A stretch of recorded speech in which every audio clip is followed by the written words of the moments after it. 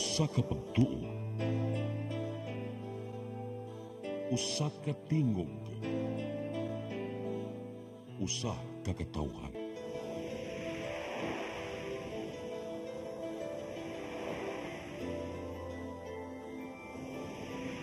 Cebu Catholic Television Network.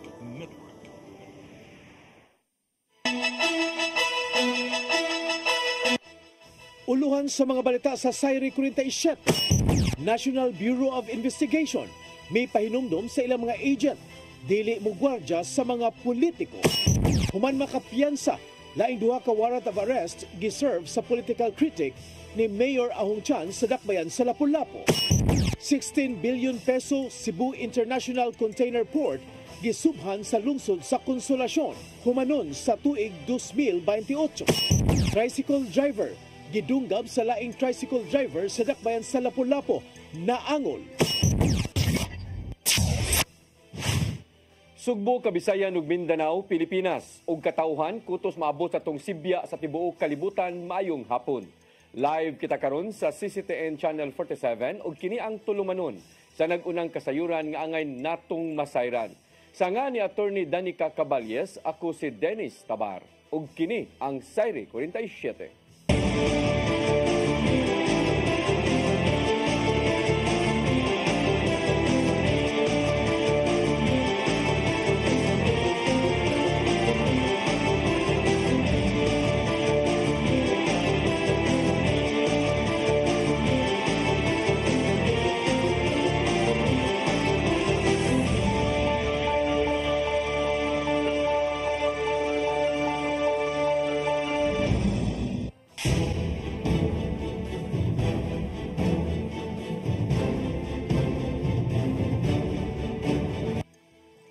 Ug karon sa kumpletong detalye sa atong mga balita, National Bureau of Investigation may pahinumdom sa ilang mga agent nga dili mahimong mugwardya ni bisan kinsa nga politiko. Usa sa ilang gisubay ang mga sumbong bahin sa pinalitay og boto gamit ang digital wallet platforms. Ang kasayuran ihatod ni Gian Navarro. May pahinumdom ang mismong hepe sa National Bureau of Investigation sa ilang mga agents nga dili magpakagwardya ngadto sa bisan kinsang politiko. Subay kini silang sub-sub nga pagbantay sa maabot nga May 2025 midterm elections uban sa mga kapulisan ug kasundaluhan. Mato di NBA Director retired Judge Jaime Santiago nga buot niyang ipabilin ang pagsalig sa publiko ngadto sa ilang buhatan. Sumapa niya nga dili may mag-apil-apil sa mga kalihukan sa matag politiko kay sama sa ubang tinugyanan sa balaod non-partisan usab sila. Kini mo iyang gipahinumdom ngadto sa liderato sa NBI 7 ato sa nakalabay niyang pagbisita dinhi sa Subo. Administration yan or sa opposition yan, I don't want them to mingle with them. No? Kailangan na mapanatili namin, mapakita namin na ang NBI ay walang kinikilingan, straight lamang kami. Muabot ang NBI sa paghatag og seguridad ning nagkaduol nga eleksyon. Taud-taud na silang nagkasinabot sa Commission on Elections aron motabang sa pagpalungtad sa kahapsay ug kalinaw sa palibot. Usa na niini mao ang pagbantay sa ilang Cybercrime Division nga may musubay sa mga sumbong bahin sa pinalitay og boto gamit ang digital wallet platforms. Maong niawhag si Santiago sa publiko nga magpakabana og dili magduha-duha sa pagsumbong kanila kung adunay mopalit sa ilang binilhong boto. Ang ating mamamayan ay magtiwala na kaya namin proteksyonan ang ating election process. Navarro, CCTN News.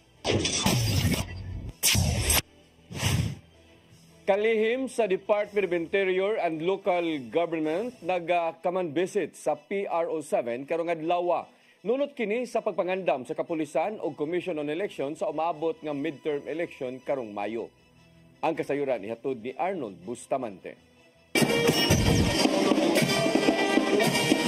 Nibisita ang sekretary sa Department of Interior and Local Government si Juanito Victor Rimulya sa Police Regional Office 7 kinialang sa pagpangandam sa pagpatuan sa hugot nga seguridad sa kapulisan sa resabot nga midterm election sa Mayo 2025. Yang gipresentar sa media uban ni Police Brigadier General Rodrigo Maranan, hepe sa kapulisan sa Central Visayas ang moabot 1,461 ka mga loose firearms nga nasakmit sa Piero 7. Matod sa kalihim nga usa sa ihaga kamanduan sa kapulisan nga mohatag sa seguridad sa piniliay mao ang pagpuhang sa mga armadong grupo nga posibleng nga magkamit sa eleksyon o wala dapigan nga bisan kinsa nga kandidato. Yang gusto nga ang tanang personal sa PNP sa Central Visayas magpabiling nga neutral sa ilang trabaho ug dili magpagamit sa mga politiko. Number 1, the private armed groups. Number 2, walang kakampihan. Hindi sila pwede mag-function as a private army ng mga politiko. They have to stay neutral, they have to stay professional, and they have to ensure that they will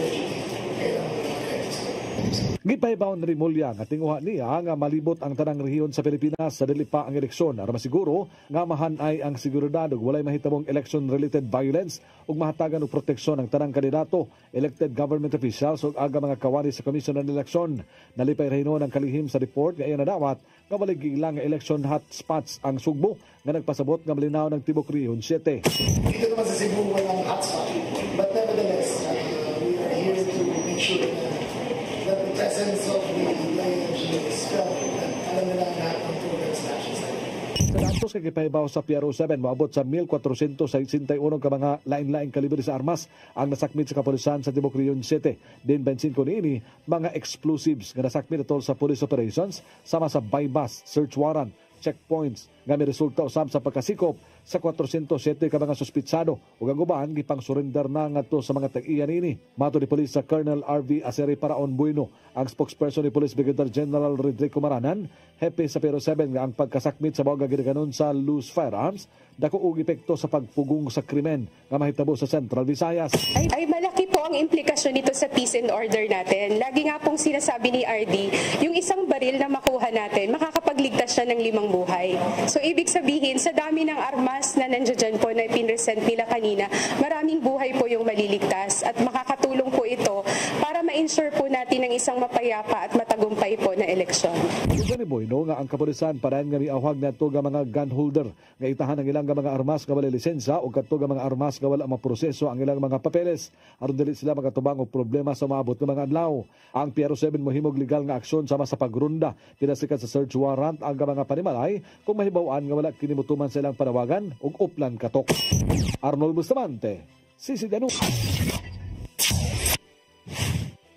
Interior Secretary John V. Rimulya Jr. may pahinumdum sa mga mayor sa Sugbo nga magpaduol pirmi sa katawhan. Atol sa iyang pagbisita sa Kapitolyo, usa sa mga gisiguro sa DILG mo ang pagpaspas nga pagtubag sa daliang tabang sa palibot.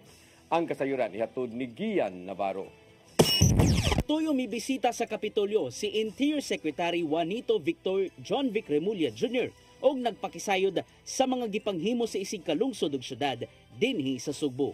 Gipaybaw niya ang pipila ka mga lakang sa Department of Interior and Local Government nga makahatag og kaayo ngadto sa matag LGU. Sama lang kini sa digitalization sa matag transaction sa LGU ug pagpameno sa pipila ka mga trabahoon sa local chief executives. Mao mi painumdom si Rimulya ngadto sa mga mayor nga magpaduol pirmi sa katawhan kay sila man ang gitawag nga direct link. Dapat kayo, mga mayors, governors, dapat nag-develop hindi lang ang legacy na maalala kayo para sa grand structure o country. Kailangan tao. Kailangan ma-develop natin yung mga tao. So I believe in education, I believe in empowerment, and I believe in a unified system so that the country can move forward. Usa sa mga gisiguro sa DILG, mao ang daling pagresponde sa LGU sa higayong adunay dinali ang tabang sa palibot. Sama na lang sa pagbaton og kaugalingong fire truck ug ambulansya sa matag lungsod o syudad. Apil usab ang emergency hotline diin may mong makasumbong gamit ang lokal nilang pinulungan. Gitinguha usab ni Rimulya nga ma-amend sa mga magbabalaod ang PNP Code aron adunay reforma sa liderato sa mga sakop sa kapulisan. And the system will have a geolocating capacity. Kung saan man kayo tumatawag ang nangyagaling, malulocate kayo agad using modern technology. So, why do we do this? If we set up a system and it doesn't work, who do they blame? They won't blame us. They will blame you, kayong local government. Nagpahigayon usab sa pagdangup ang mga mayor kang Rimulya bahin sa pipila ka mga lakang sa LGU nga ilang gihimo. Gikan kini sa managlayong proyekto hangtod na sa mga pulisiyang makatabang silang konstituente. Gihangop hinuon ni Gobernador Gwendolyn Garcia ang nahimong binuhatan ni Remulla ato sa pagbisita sa Kapitolyo. Usa sa mga gihimong hinagiban sa paghimo og mga pulisiya sa Kapitolyo mao ang Local Government Code maong gihangop sa gobernador ang mga lakang sa DILG karon. We have been supervised sometimes beyond supervision ordered about by previous secretary who have had no local government experience, nor was ever elected, because he was also probably unelectable. Pinili si Remulla sa Police Regional Office 7 human siya pagbisita sa Kapitolyo. Gian Navarro, CCTN News. Laing duha ka warrant of arrest giserve ngadto sa political critic nga si Humphrey Elvira. Kini human nga siya makapiyansa sa unang 5 ka ihap sa kasong cyber libel kagahapong adlaw. Ang kasayuran ni hatod ni Crystal Joy Pelerca. Natanggong paghihapon hangtod karong adlaw sa detention facility sa Lapu-Lapu City Police Office ang political critic nga si Humphrey Elvira. Kini tungod kay laing duha ka warrant of arrest ang giserve ngadto kaniya. Matod ni Elvira nga alas 4 kagahapong adlaw, nakapiyansa na siya sa 5 ka ihap sa kasong cyber libel nga nagkantidad og 240,000 pesos. Apan paghumaniyag perma sa iyang release paper, laing duha ka warrant ang giserve nga matod pa niya sa kasong grave threat og cyber libel. Ako magpirma, na-explain ako ang judge nga naasa kuno say usa ka buok nga napirmahan nga nigawas na sa iwaran. So wa ko choice kina may arresting officer nako. Unsaon ako pagtangtang sa pusas nga naa naman sa laing waran. Dili kay usara, nasa branch 54 na sa grave threat. I don't know nga nakapiyansa na ko sa usa ka grave threat. Anong naapay nilusot laing grave threat? Ibutyag ni Elvira nga konsultahon usa niya ang iyang abogado kung mopiyansa siya karong adlaw. Tungod kay karong adlaw usab, gilauman na niya nga aduna pay mulusot nga laing waran. Mopiyansa ko karon na say mulusot usa ka waran. Matod pa ni sa judge nga naan sa kuno on the process kung maka abot sila sa requirements karong adlaw mapirmahan na siya useless kung mopiyansa ko karon priso lang gyapon ko balik. Ikatingaladaan ni Elvira kung nganong wa gidugan ang pag-serve kaniya sa iyang mga warrant of arrest.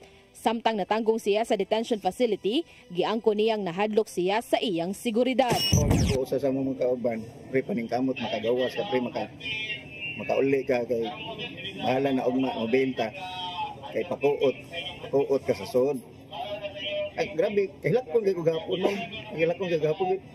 Gagmahit na ako mga bata. Unsa ra man tayo nakasuway nga ipakuot man kanila diri sod. Crystal Joy Pelerca, CCTN News.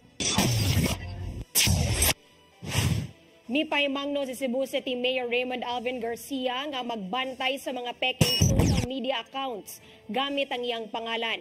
Nakadawat siya og sumbong bahin sa peking Facebook page nga nagpahibalo nga nakadaog og 10,000 pesos ang kinsa makadawat sa maong mensahe. Gitataw sa mayor nga wala siya nang hatag sa maong premyo ug wala usab siya nagpadala og mensahe ngadto sa bisan kinsang tao gamit ang social media. Giawhag ni Garcia ang kinsang nakadawat sa mensahe gikan sa peking Facebook page nga mosumbong sa mga hingtungdang otoridad.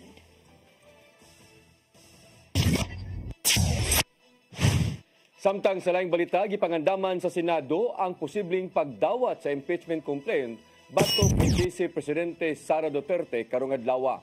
Kini human nga giuyonan sa 215 ka mga magbabalaod sa Kongreso ang impeachment sa mga opisyal ning hapuna. Sobra kini sige pangayo nga 103 ka perma sa mga magbabalaod una pa isang asasinado ang maong reklamo batok ni Duterte.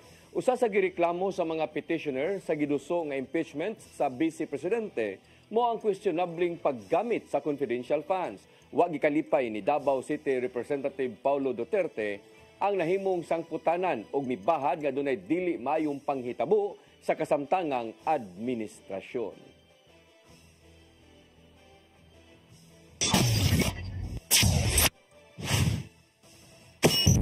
Mosunod, 16 billion pesos Cebu International Container Port gisubhan sa lungsod sa Konsolasyon kaganihang buntag.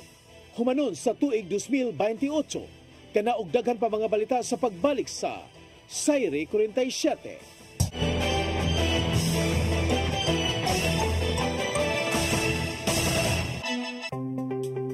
Discover the beauty of the Philippines.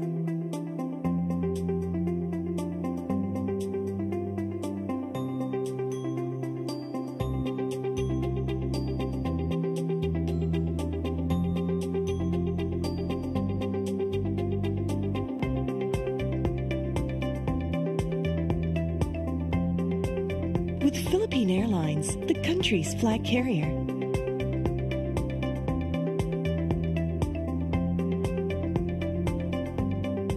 The airline that lets you feel the warmth of the nation.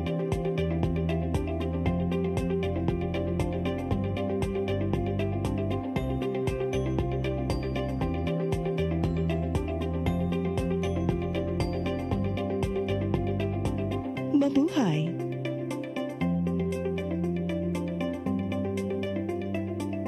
Welcome to CCLEX, the future of toll bridges, where safety, convenience, and cutting-edge technology come together seamlessly.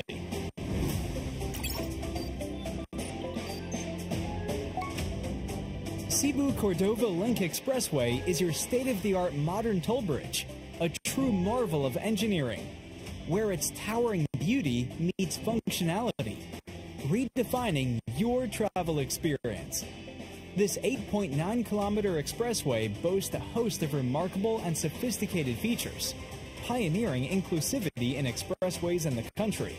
Our commitment to quality is unwavering. The road surface of our toll bridge is engineered to perfection, providing a smooth and comfortable driving experience.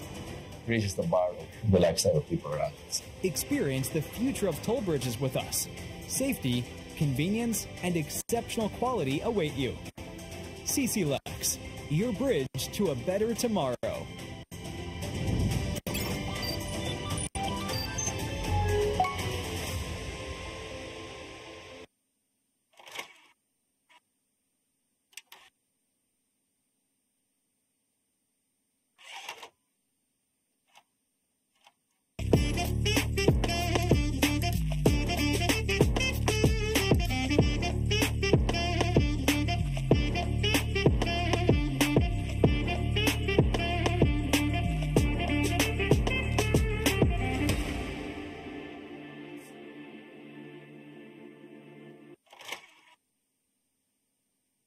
Your path to a new start. Nutrition. Exercise and elimination. Water. Sunlight.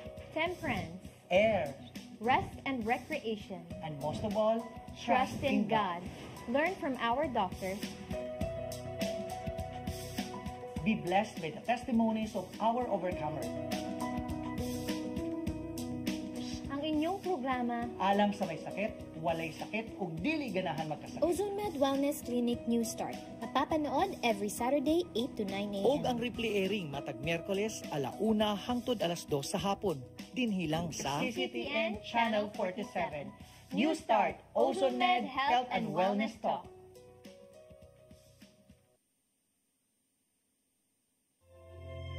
Ang kinabuhi, puno sa hagit. Sugpil na ka, Dria! Ay, pag-inarte! Magdita ka! Puno sa pangutana. Bata pa gani ka kayo? Nagpuyab-puyab na ka? Kinsa man ang mga sakitin nato din ay karoon na kinsa! Kung si buti mo'y pasabot na di. Puno sa luha. Pagpili pa, ako nga imong anak o kanay imong mga babae. Kasuko. Yung ano pa? Ano itang ka ni Papa? Apan bisan mangit-ngit pa ang imong kalibutan, aduna pa'y nagpahiping kahayag. Aduna ka pa'y kasumbungan. Mga laman, hanap na. Dear Tatay, tunog na unod na. Nganong handungan. Wailaing pagi aron masabtan nato ang Biblia. Kinahanglan nga doon na tayo relasyon kang Jesus. Hangtod sa layan natong panaguban, daghang salamat. Shalom. Tunog na unod na.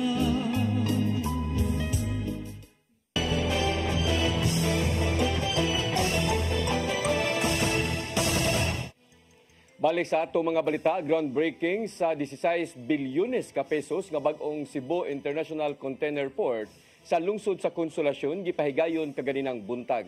Kini gilauman nga mahuman sa tuig 2028. Ang kasayuran ihatod ni Mary Rose Sagarino. Hingpit nang gipahigayon ang groundbreaking o capsule laying sa bagong Cebu International Container Port sa Barangay Tayod, lungsod sa Konsolasyon. Gipanguluhan ang groundbreaking kaganinang buntag ni Secretary Jaime Bautista sa Department of Transportation o Konsolasyon Mayor Teresa Nene Aligado. Gitambungan usab kini sa Korean Ambassador sa Pilipinas nga si Lee Sang-hwa, Presidential Assistant to the Visayas Terence Calatrava ug ang General Manager sa Cebu Port Authority nga si Francisco Comendador III. Ang 25 ka hektarya nga International Container Port gibanabarang mahuman sa tuig 2028. Kini gipunduhan og dulan 17 bilyones pesos, 10 bilyones pesos gikan sa KEXIM sa South Korea, samtang 7 bilyones pesos niini ang abagahon sa nasudnong kagamhanan. Dungan nga trabahoon ang usa ka access road gikan sa site paingon sa Tayod Coastal Road pagpaluag sa trapiko. Ang usa sa labing dako nga port sa Pilipinas gilauman nga makatampo sa kalambuan sa lalawigan sa Sugbo ingon man sa tibuok Kabisayan.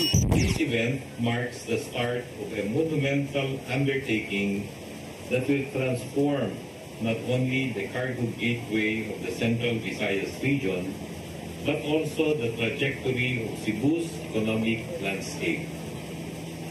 The NCICP is more than just a port.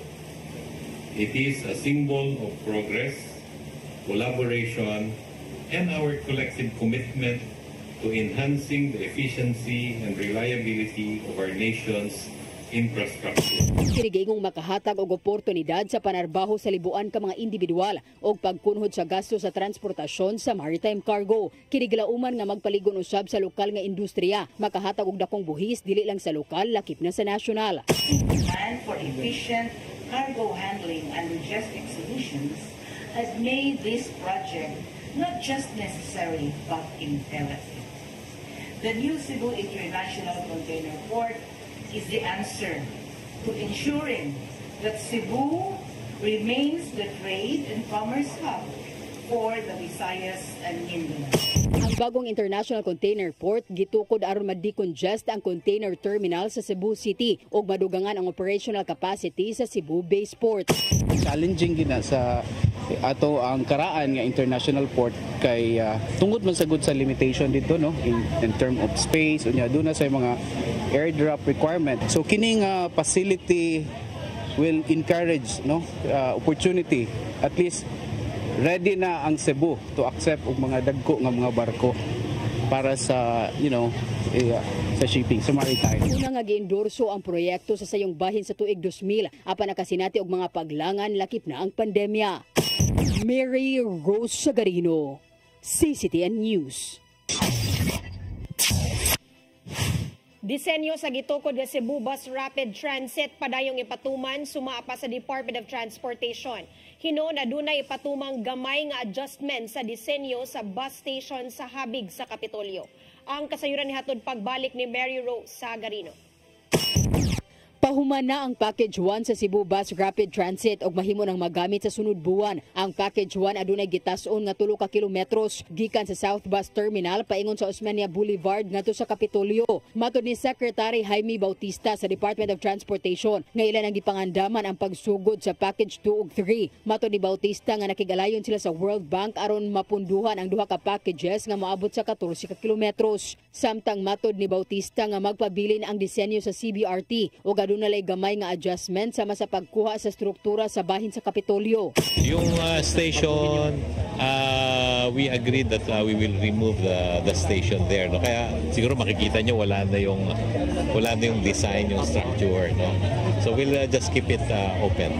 So altogether wala nang station sa Capitol? Actually, pwede rin namang may station pa doon but wala na yung structure. Pagkahinumduman nga gisupak sa probinsya sa Sugbo ang disenyo sa duha ka bus terminal na himutang sa Osmeña Boulevard tungod giingong makaapekto sa talan-awon ug cultural integrity sa building sa Kapitolyo. Gitinguha nga mahuman ang CBRT project sa tuig 2027.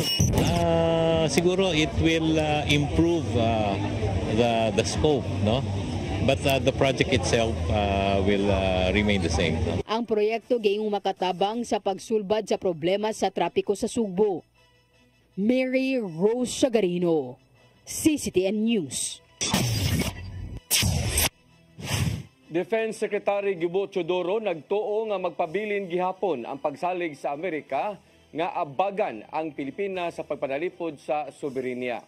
Taliwa kini sa gipatumang lagda ni US President Donald Trump sama sa pagpahunong na sa foreign aid. Ang kasayuran ihatod ni Gian Navarro. Dako ang pagtuo ni Defense Secretary Gilberto Teodoro Jr.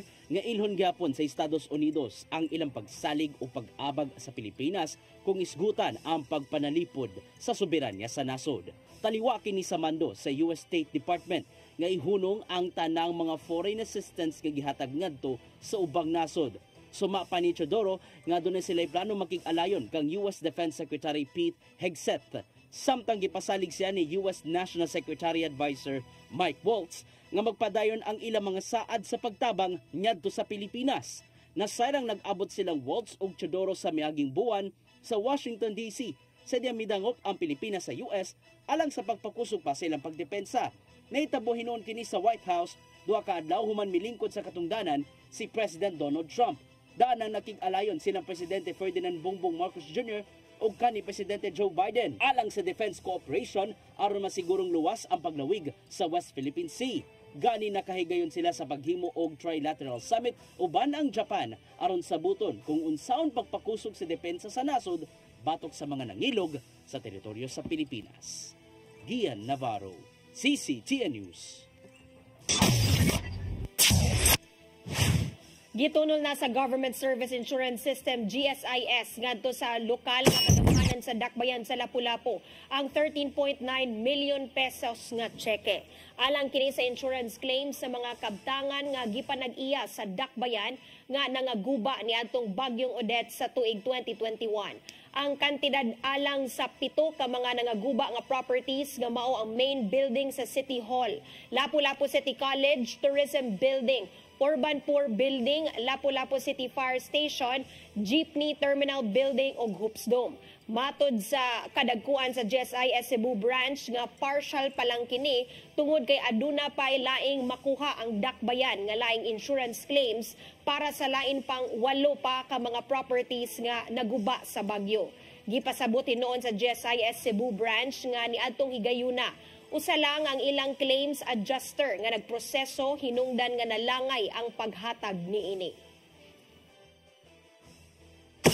Sa katning Odette, sa kakalit, ang katong naman natay claimsman nga adjustment company, corporation, na end ang ilahang kuan, business, December 2021. So naitabo ang Odette, December 17, 2021. And then, apektado tanan, diri na ta sa January nakabawi. The contingency wasn't expected, no? And then we only had one claims adjuster, the total claims specialist na kuan gyud sila kanang nakalitan sa kadaghan nga claims namo.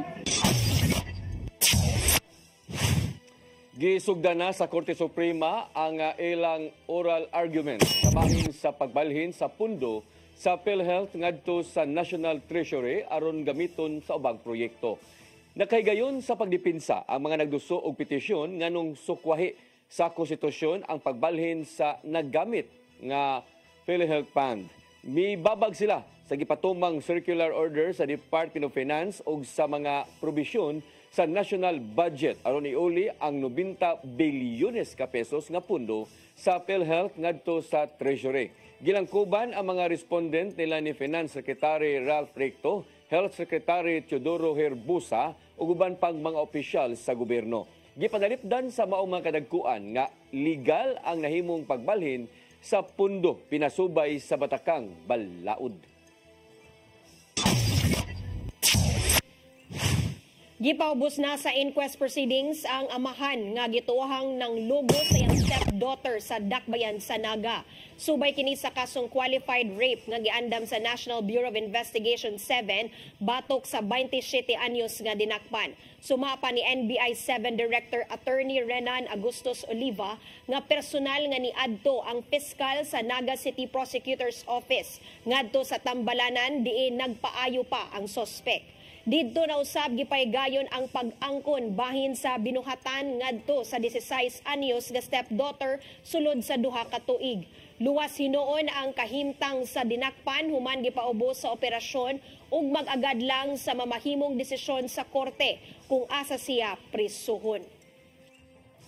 Maghuwat ta sa kuan sa fiscal, sa resolution sa fiscal na asa ang information i-file na sa court.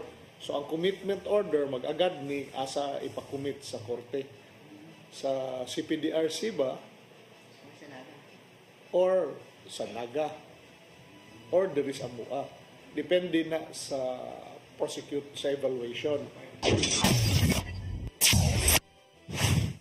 PRO7 mihangop sa pagpasulod na sa National Bureau of Investigation sa pag-imbestigar sa kamatayon sa 83 anyos nga lola sa Bukirang Barangay sa lungsod sa Dumanhog. Alang sa kapulisan, ang insidente way angayang ikaalarma tungod kay gihulagway kini nga isolated nga kaso. Ang kasayuran ihatod ni Arnold Bustamante. Gihangop sa Police Regional Office 7 ang pagsulod na sa National Bureau of Investigation sa pagsusi sa kamatayon sa 83 anyos nga lula dito sa Barangay Candabong, Bukirang dapit sa lungsod sa Dumanhog. Di nabuhag ang ulo sa lawas niini. Mato ni Police Colonel RV Acere Paraon Bueno, ang spokesperson ni Police Brigadier General Rodrigo Maranan, ang hepe sa kapulisan sa Central Visayas nga katungod sa pamilya ang pagduol sa NBI aron matubag ang ilahang mga pagduda nga dunay krimen nga nahitabo sa maong lula. Ang paggibutyag ni Bueno nga bisan daw na initial nga findings ang scene of the crime operation Consoko nga wala sila nakitang foul play sa kamatayon sa biktima. Apan niyang iklaro nga ang kapulisan wala pamuhunong silang investigasyon. Meron pong investigasyon na ginagawa pa rin, patuloy yung investigation in coordination po sa SOCO. So yung pagdulog naman po nila sa NBI, karapatan din naman po nila yon. Pero lagi po nating sinasabi na yung kaligtasan po ay responsibilidad po yun, hindi ng kapulisan lang, pati na po ng community. Ang maong insidente, ginagmay ni Boyno nga dili angayan nga ikaalarma sa publiko, ilabi na sa natad sa Kahusay Kalinaw, tungod kay usa lamang kini ka-isolated nga kaso. Nipasalig ang kapulisan nga ilang nga masulbad ang maong krimen o ilang gitinguha nga magpadayon ang kamalinawan sa Tibok Region 7. Wala naman pong cause sa ngayon for alarm, isolated cases lang naman po. Pero hindi po natin syempre minamaliit yung mga krimen na yon, pero sa description po ng isolated cases, tapos ginagawa pa rin po ng PRO7 ang kanilang makakaya para po isolve at maiwasan po yung mga crime na to. Ang duman nga netong Sabado, Pebrero 1, 2025, nakurat na lang ang mga mulupyo sa Barangay Candabong human nga napalga na patayng lawas sa usa ka lola kang ilang nga si Miguela Pukong Barino sa balkonahe sa panimalay niini nga nabuwag na ang ulo. Unang gituan nga giatake ang biktima sa kasing-kasing tungod kay moabot na sa kapin 48 oras na kini nga nakalas, gikaon sa mananap ang liog niini nga mao hinungdan nga kini nabuwag sa lawas. Apan ang pamilya niini dili magatuo sa gipagawas nga resulta sa investigasyon sa SOCO, sanglit sila nagduda nga gituyo ang kamatayon sa mong lula. Tungod ni binangop na sila sa langahin sa gobyerno nga makatabang sa pagpalawom sa investigasyon ug mapanubag ang naghimo sa krimen. Arnold Bustamante, CCTV.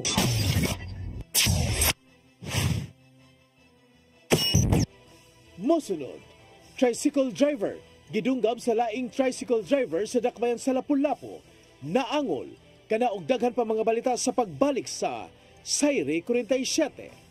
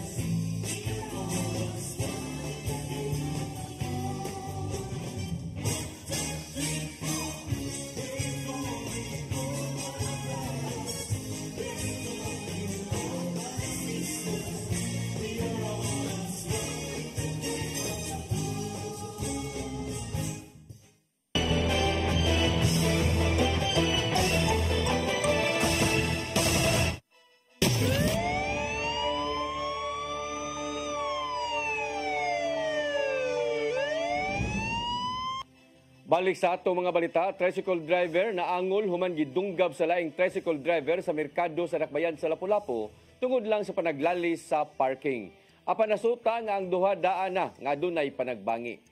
Ang kasayuran ihatod ni Cristel Joy Filerca. Naangol ang usa ka tricycle driver human kini dunggaba sa kauban ra usab niya nga tricycle driver ni adtong Lunes sa merkado sa Dakbayan sa Lapu-Lapu alas 8:45 sa gabi. Ang biktima giilanga si Alfred Manggubat Rivera, 33 anyos, taga Purok Kalachuchi, Barangay Look sa Dakbayan sa Lapu-Lapu. Samtang ang suspect giilanga si Jeffrey Cordero Ogosherda, 36 anyos, nagpuyo sa sitio Sudtungan, Barangay Basak sa susamang Dakbayan. Ang duha parehong may ruta nga Gunob Padung Basak o miyembro sa Basgun Drivers Association. Matod sa presidente sa mong asosasyon nga si Hildo Ornopia nga nagkalalis tungod lang sa parking ang suspect ug ang manghod sa biktima nga si Albert Manggubat Rivera kinsa usa-usab ka tricycle driver. Nian ang higayuna padung nauntang mobiyahe ang biktima nga si Alfred. Apan ninaog kini sa dihang nakita niya nga naigo ang kamot siyang manghod sa pagabanti ni Jeffrey sa iyang tricycle, hinungdan nga gisumbag niya ang suspect. Apan dali usab nga nakakuha sa iyang jungle knife si Jeffrey o gidunggab si Alfred sa iyang tuo nga bahin sa lawas. Ang usa-usab ka tricycle driver nga si Constancio Sipada ni suway sa pagkuha sa kutsilyo nga gikupta ni Jeffrey apan wala kini na minaw kaniya. Matod ni Police Lieutenant Colonel Christian Torres, ang spokesperson sa Lapu-Lapu City Police Office, nga daling nasikop sa kapulisan ang suspect tungod kay naatlan nga nagpahigayon og simulation exercise ang kapulisan duol sa kung asa nahitabo ang insidente. Sa gyud nga to ang officer of the day nag-direct na conduct og CIMEX shooting or stabbing incidents sa merkado. It so happen lang sa gyud nga didtong lugar pila lang ka meters sa senaryo nga ilang gibuhat nagi actual nga nag-stabbing ang duha ka driver. Ibutyag usab si Ornopia nga sa wala pa ang maong insidente, daan nang may panagbangi ang suspect ug ang biktima. Past 2019, nada sila yung mga panagbangi gamay ba. Muto ni nato, siguro di ka kabalog, na-trigger ang iyang utok sa tatlong nga hitabo. Isuwayan pagkuha sa CCTN News Team ang habig sa suspect nga si Jeffrey, apan wala na kini ni atubang. Samtang nagpaalim pa karon sa tambalanan ang biktima tungod kay nasamdan ang kidney niini. Ang suspect nagatubang karon og kasong frustrated homicide. Cristel Joy Filerca, CCTN News. Responsableng pagatiman sa mga kahayupan gikampanya gihapon sa Cebu City Government. Anaa sa ikaduhang pwesto ang Dakbayan sa Sugbo isip most pet-friendly city sa Asia. Ang kasayuran hatod ni Gian Navarro. Padayon ng kampanya sa Cebu City Government bahin sa responsableng pag-atiman sa mga kahayupan sa balayman o sa establishmento. Baguhay lang gipagawa sa report gikan sa Agoda nga ang Dakbayan sa Sugbo ikaduha sa mga syudad nga giilang most pet-friendly city sa Asia. Nasairan nga pipilas sa mga basehan mao ang kasinatian sa mga batanon ug hamtong nga nag-atiman sa ilang mga kahayupan. Usa sa mga mihangop sa mong good news, mao si Dr. Alice Utlang, ang hepe sa Department of Veterinary Medicine and Fisheries kun DVMF. Tingwa karon ni Utlang nga mas maminusan pa ang mga libod suroy nga iro sa tanang mga pampublikong dapit, gikan kini sa pagpakapon hangtod na sa pagpamakuna ngadto kanila. Naa sa tuwa, ato ang ordinansa sa 2526 nga ang iro pwede nato kuhaon og wapo og lawas, meaning to say nanay tagaya. Pero nagsuroy-suroy lang. So mao na we are allowed nga kuhaon, ikapon, ilaygit, dan iuli. Nang isiguro sa Cebu City Government nga may mong numero 1 ang syudad sa pagkalabing mahigalaon sa mga hayop. Pinagi kini sa pipila ka mga reformang ipatuman sa matag dapit. At ang among goal nga mahimo ang Cebu City as animal friendly. Animal ha kay nang may lain ka ng mga manok, pero dili pasabot nga friendly mo ang mga manok na binapang sabong, sa kasada ni mo ilamsad sayop na. Oh. But everybody like you, me, kita tanan, okayhan kayo nga naay mga hayop nga atong giatiman. Samtang padayonon ni Mayor Raymond Alvin Garcia kung unsa man ang nasugdan sa Dakbayan sa Sugbo alang sa kayuhan sa mga hayop. Apan, mas minungdanon alang si City Government ang gihuptang responsibilidad sa mga nanag-iya og iro, iring ug ubang pets ingon man kato mga modawat kanila. Commercial establishments that allow already pets to be part of to enter their establishments. No? It just shows also that they are cooperating with the local government unit when it comes to becoming a pet-friendly city. Ian Navarro, CCTN News. Daling gitubag sa kabubiruhan ang sunog nga miulbo karong hapon sa may sitio Lubi, Barangay Luz, Dakbayan sa Sugbo. Sumapa sa Cebu City BFP nga mitumaw ang kayo gikan sa kaduhang andana sa Panimay nga gipuy-an nila ni Nestor o Virginia Bacalso, usa sa mga gisuta sa kabumbiruhan kung tungod ba sa posporo ang gingong giduaan sa mga bata diha sa suod. Dali nga nagtinabangay ang mga residente sa pagpaong sa kayo samtang gisaka kini sa kabumbiruhan ngadto lang sa first alarm. Napaog na hinuon dayon ang dakong kayo diid kapin sa 112 mil ka pesos ang gibilin nga danyos.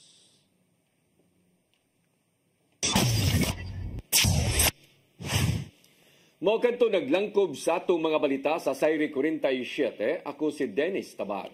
Ako si Danica Caballes, sangtod ugma sa inyong paboritong tulumanon. Sayri 47.